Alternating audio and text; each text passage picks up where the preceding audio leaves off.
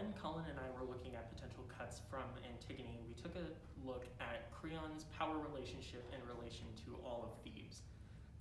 Creon, as a ruler, makes a lot of decisions that his people do not like. We took that sort of political view and translated it into our piece in context of the coronavirus pandemic. Right now, everything in our landscape is political in regards to the pandemic. We have people in power who have the power to make decisions to better ourselves, to get out of this pandemic quicker, but they aren't making those decisions, whether it be on a national or local level. So we wanted to send the message that it is important for these counties, states, our nation to pass this mask mandate in order to get us out of this situation quicker. So Marcus and I are doing a piece from Antigone, and a lot of what we're talking about is things that are wrong with Greek theater.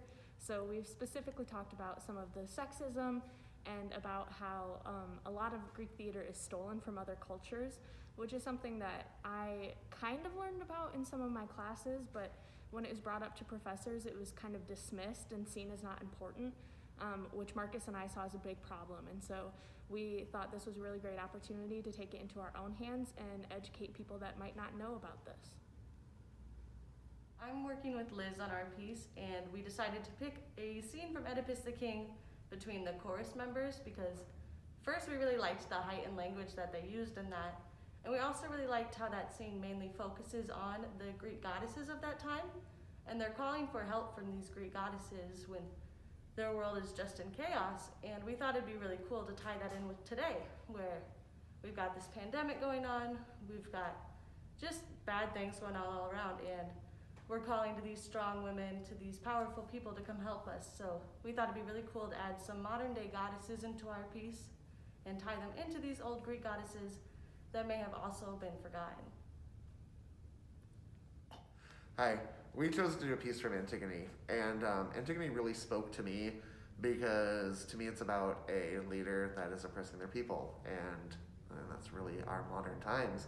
We kind of have a current day Creon leading us and not, caring what we all as Americans think. And so we decided to do a response to that as a song and dance, because if you're an oppressed person, no matter what type of oppression you're falling under, you have to tiptoe, you have to kind of dance around your oppressor so that you can survive sometimes. And we thought that'd be an interesting way to take this. My Greek piece is from Antigone. I am doing the scene where Creon is condemning Antigone to death because of her actions against him and therefore the state by burying her brother Polynices. And I chose to do this piece because I connected with the language that Creon uses against Antigone and therefore all women in general. And I'm using this feminist lens in my response piece. This idea of you can do anything, that is what has been told to me by some of the females in my life growing up and some of the other female voices in society, but that has been contradicted with some of the experiences that I've had with men in my life. And I think that is something that Antigone also discovers, that she maybe can't do anything that she wants to do because of her role as a female and some of the male opposition that she faces. I did a Creon monologue from Antigone where he's talking to his son Haman about Haman's fiancée Antigone. And he's trying to get Haman on his side because Antigone is rebelling against him. And he doesn't like that. So he's going to take the stance that women are the scum of the earth. And I tried to reflect that in the response piece with the character, the asshole, because it shows that, well, as a society, we haven't really gone as forward as much as we would like to think on the stance that women are evil or that toxic masculinity is still rampant in today's modern lifestyle. We like to think it's gone, but it's not. And I tried to utilize the comedy of the piece to reach people who might look at theater and might see this feminine stigma along with it. And that's just not true. It's like a beacon on those people who need to see it. And I thought that was important. When this idea was brought up, Allie, my scene partner, and I really were trying to figure out a good scene to do. We decided to do a scene from Antigone, the first scene between Ismene and Antigone, where they talk about what is right, if it's lawfully right or morally right. And that kind of tied into a lot of the discussions we had as a cast at the start of the process, talking about how Greek theater evolved and how it started out, and how we look back and think, oh, Greek theater is the first kind of theater, but in reality, that's not the truth. And Allie and I wanted to talk about if doing Greek theater is the right thing morally, because a lot of the stuff from the Greeks is stolen and whitewashed and sexist. And so we just wanted to think about, like, is this really the right thing to be doing?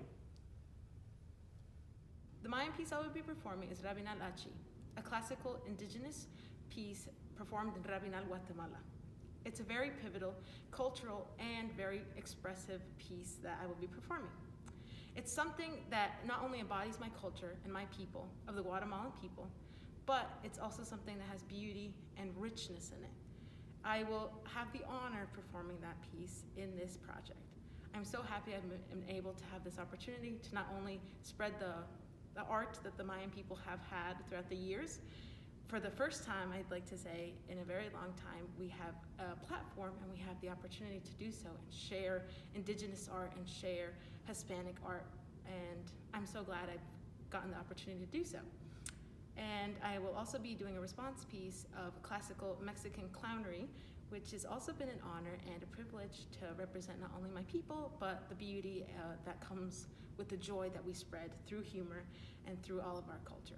So I'm so glad I get to be a part of this. So I'm doing a scene with Kyle. We chose a scene from Antigone, the scene where Antigone is being led by Creon to her death sentence, basically. We chose that scene because of her acceptance of her death in her long monologue. And a lot of the phrases she used kind of resonated with us about our own experiences in the LGBT community. She would say things like, I hope my coming will be of welcome to my father, pleasant to be my mother. And in my mind, the only thing I could hear was, I hope my coming out will be welcome to my father, you know?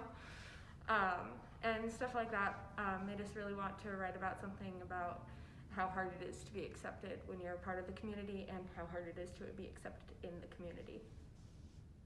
So from the start of our productions, Greek to Me, I always wanted to do a scene, and I also knew my castmate Thane also wanted to do a scene, so I said, hey, do you want to do a scene? And he had this great idea, and I had all these other ideas. I'm like, I could really support, and we could really make something of this if you wanted it. He's like, yeah, absolutely. So we got rolling, and we wanted to address the big issue, which was how people, particularly people in power, are blind in this power-hungry way in all their intentions and how wrong that is. And this led to leading to the linking of masks and how it's important that we all should wear masks, and how it's our power, it's our part, but it should really come from a source of leadership, and how we should be led in a direction where it helps our society grow and not at a standstill. So my piece will be from Antigone. I'm doing the argument scene between Haman and Creon, and this scene speaks to me a lot because it really calls to light a lot of the things that I take issue with in American politics currently, and just sort of in the nation as a whole. My response piece will be a spoken word poem that sort of opens up those ideas that I have and presents them to an audience. So the response piece for Gabby and I's Greek piece is actually a song. We're both ex-music majors, so we have a good chunk of experience in that. But the words that we're using for the lyrics are actually the chorus stanzas, and we took out all the parts that mention men, and we just focused on the two Greek goddesses, Artemis and Athena. And so in the song, they actually mention burning cities, and there's a pandemic with plague and stuff, which is really cool that it's a parallel till today. And then on top of that, you're not going to actually see us singing. We're actually going to be painting an art piece on the set that will stay there for everyone else's pieces as well.